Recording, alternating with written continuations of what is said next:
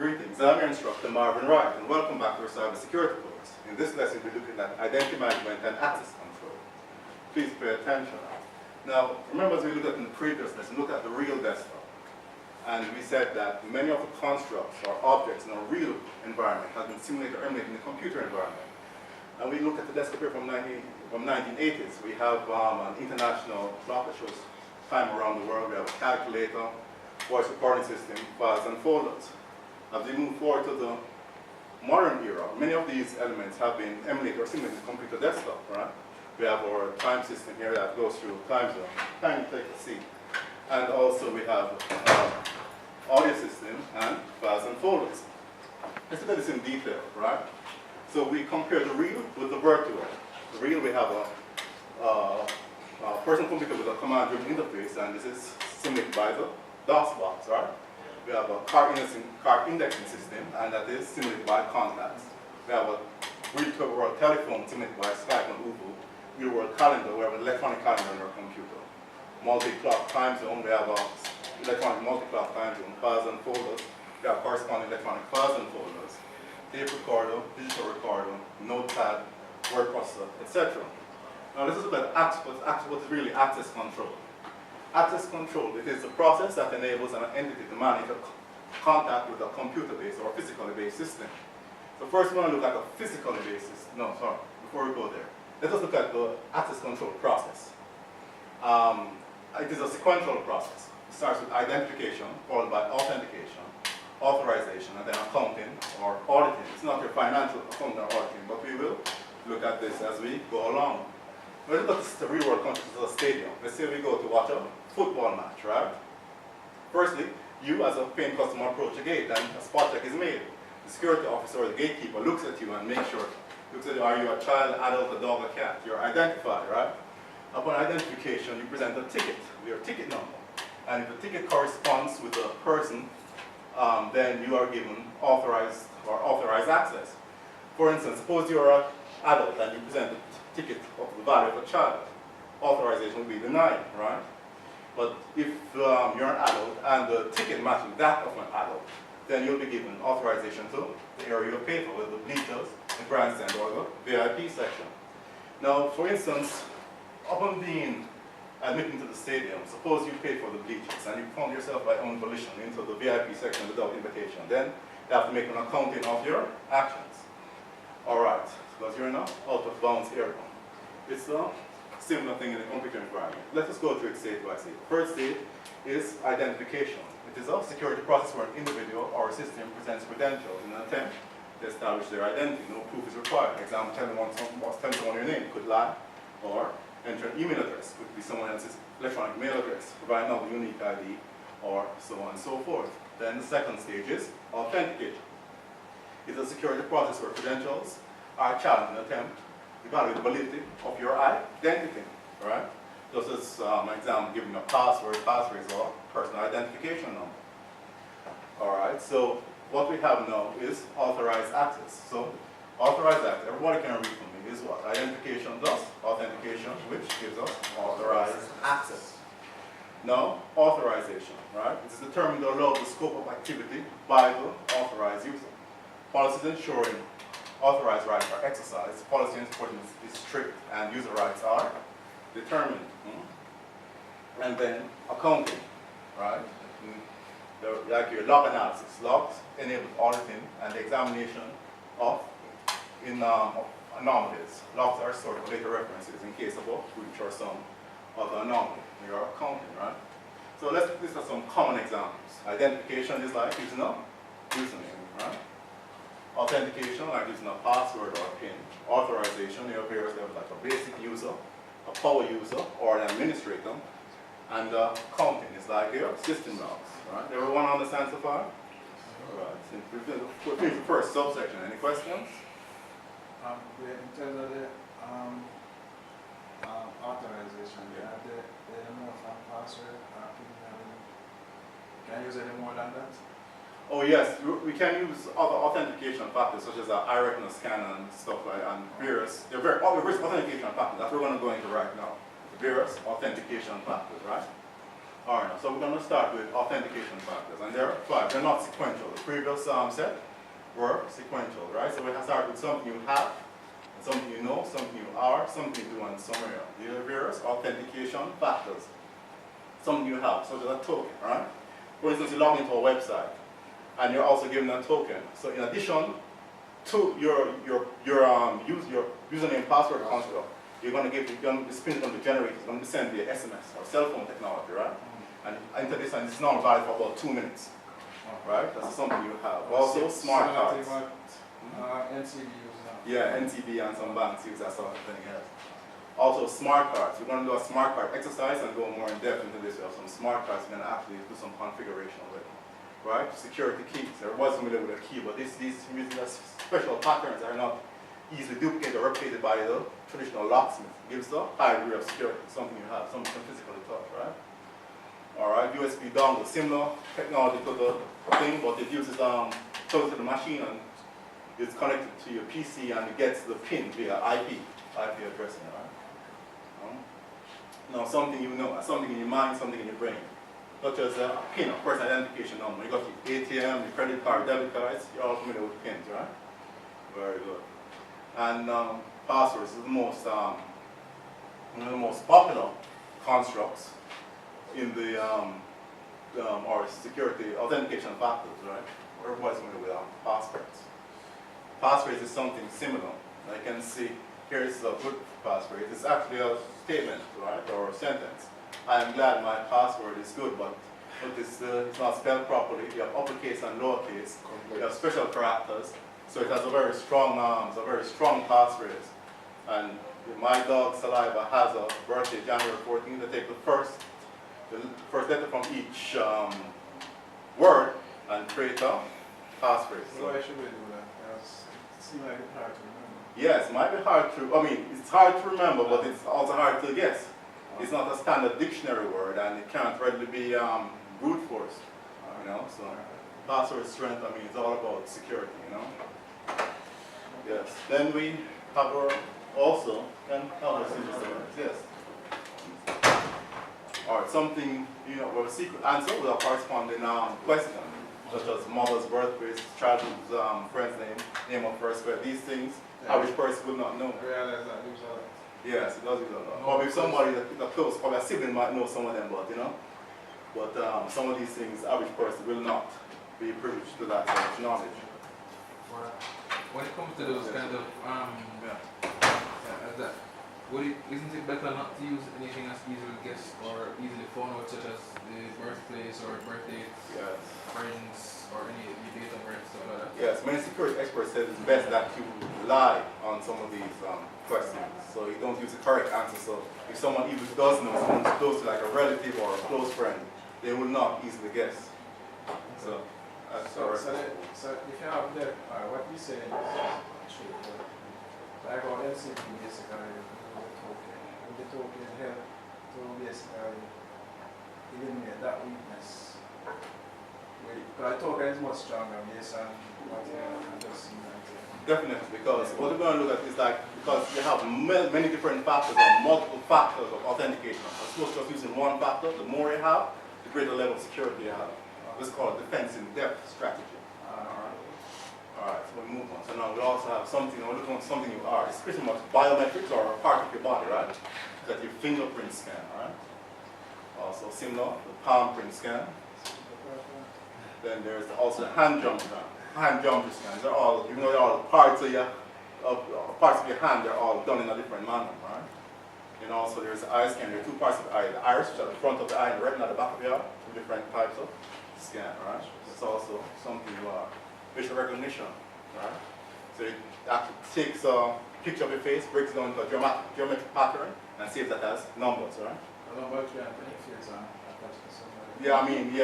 if someone takes pictures of you and tries to put it in front of a camera, the system is designed to not accept that sort of attack. In terms of if I have a bad game, my face might not like me also. Yes, that's a possibility. That's a very good point. That's a very good point. Nothing is 100% secure, you know. There'll be a false negative there, right? And voice print, like we're speaking about. Voice means also something you are. I mean, it is can be defeated by a replay attack. I could simply record the voice and play it back. So these things alone are not 100% secure. Question about the voice print though, isn't it possible that you're not only just using the intonation of the voice, but actually has to be a specific specific phrase? Yeah, specific phrase. So that way even you still have to record me saying the phrase or even bits and pieces, but when you piece it back together, it's not the same, within the same tolerance, then it will fail the Yeah, to be a false negative. I mean, like I said, it would be a false negative or the actual negative because it's still not me saying it's you replaying it as an attack. Well, if I capture you at the point in time when you're actually saying it, and it was actually being recorded to be referenced against, and I could then replay that exact same thing. If I record digital, there should be no degradation in the signal, and it should always work. Yeah, but what I'm saying is that in a case, for argument's sake, I've done my password now. Yeah. And you do this over the course of a few weeks, you record me saying certain phrases that you know are in my password. Yeah. Would it still allow you to enter when you piece them back together? It depends on the pitch, because I think it doesn't only just measure just your symbol, but also measure particular pitches at a particular point in time.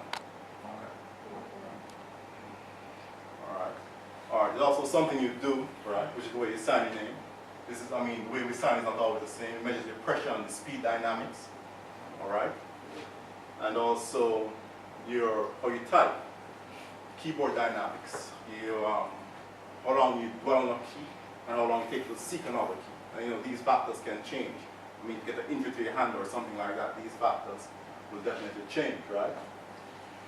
Alright, but somewhere you are, also you have your GPS global positioning system, like your Pokemon Go game, uses GPS, right? Everybody's familiar with that, you see? And also IPv4, not so much IPv6. We have motion sensors, which is infrared technology to track where you physically are, and security cameras, right? Typical light-based technology, right? All right, so we look at single-factor authentication, right? Only one level of authentication is performed, usually implemented as a username password construct, right? The name and password are stored locally or on the authentication server. Authentication systems allows or denies access based on whether submitted values match the stored values. Right? Look at multi-factor authentication. 4 more access methods are used in the authentication process. Right? Multi-factor systems can utilize 2, 3, or more authentication factors based on level of security required, used in the banking industry, military, and law enforcement. Right? So let me give you some basic examples as we come to this end of this subsection. Right? Something you know, example of password, or passphrase, something you have, example a token, access card, or a key, something you are, example a part of your body, biometric, eye scan, facial scan, recognition of voice, something you do the way you type or sign, and somewhere you are, your GPS or IPv4 addresses, right? All right, so have any questions at the end of this subsection? Of all these authentication modes, which one is the most secure? Because you mentioned that it's not only 100%, which you know. But of all the different types, which you deem as the well, I'm thinking more towards the biometrics. Biometrics, because that is very hard to duplicate. I mean, it's very hard to duplicate a part of your eye retina scan or a part of your body or your fingerprint scan. I think that's probably one of the most secure authentication factors. Because you realize that people have made sites and they keep questioning are you a robot. They want to query because the person used that one to try and beat your password system. Yeah. So biometrics you say would have been yeah, you biometrics want more secure for all of them, yes. Won't it be better to use a mixture probably of 2 or more just to be on the same Yes, side? that's what we just saw in the previous slide, the multi-factor. Or Yeah, multi-factor. Yeah, you use more than one. Login and then use a token, which is... I just have one question pertaining to the voice print. Yes. Would external factors affect how the password is entered? For instance, you're outside and the wind's blowing, would that affect when it's recorded and when you re-enter it? Definitely. Even if you're good up on your horse, suppose you're even a horse or you have something wrong with your throat, you know? I mean, sometimes you say if you drink something cold or hot, it changes your vocal cords. Even that would be, would change it and make it give you a false negative, right? But there's a really good question. They keep up. The RC token. Yes. Wouldn't one of the weaknesses of having one of those are using that as the authentication alone, be the fact that if somebody can steal it. Yeah, but it's never used on. So you always use a factor, multi-factor. It's never use a single factor. Okay. Because if somebody steals and you know, it can be revoked instantly because it's sent via SMS. They simply block that SIM card and that's the end of that. Alright, so we're going to have a little exercise now, right? I'm going to pass around an access card. This is a RFID card. I want everybody to examine it and know what it is, right? And understand. This is also what is known as a common access card. Notice the gold contacts on the back similar to your SIM card. This is a card reader. I want everybody to, later we're going to configure this device and actually read and write to this card. I want to make sure everybody can insert and remove the card properly. Remember, part of the 2 parts of the card is going to be extruding. So I want to move around, I want everybody to be able to insert and remove the card from this and pass it around. Make sure. Examine the card reader. I want it to connect to the PC and we'll actually read and write from the card.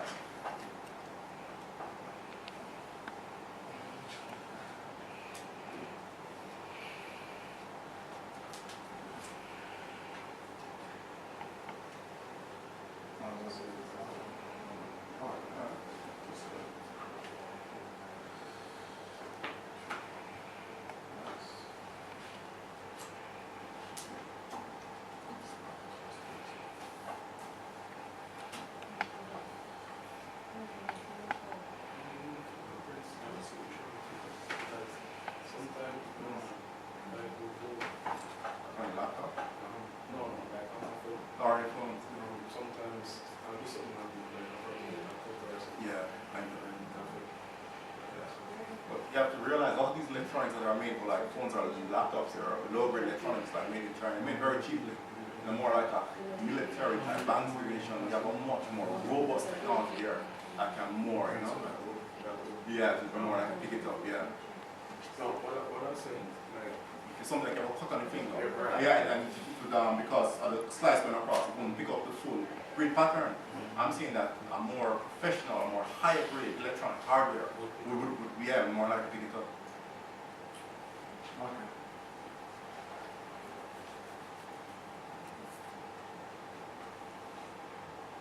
Alright, now make sure everybody has used it. Alright now, so we shall alright, everybody understands.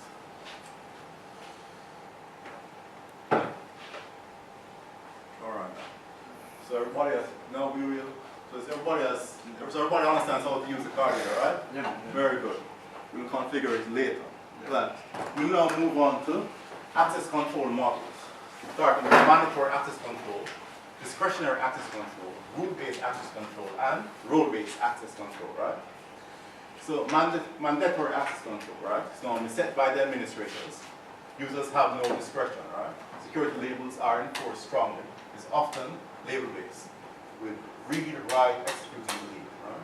We are just going to delete labels. Continue. Our resources are, we say, granted by administrators. Users cannot share resources unless given the ability by administrators. It's inflexible, but considered the most secure model. Then we have discretionary access control.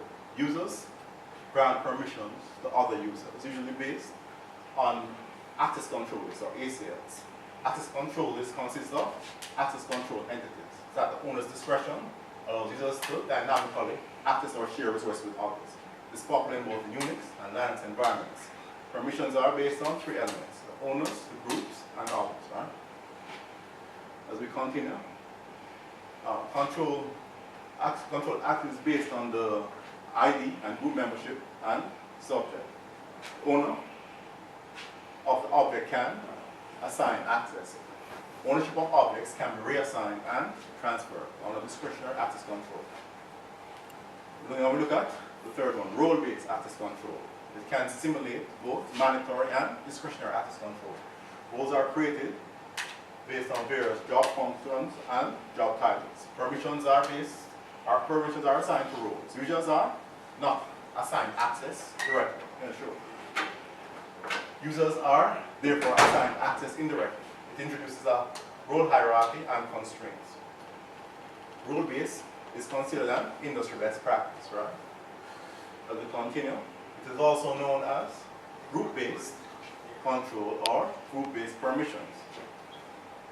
Access to resources granted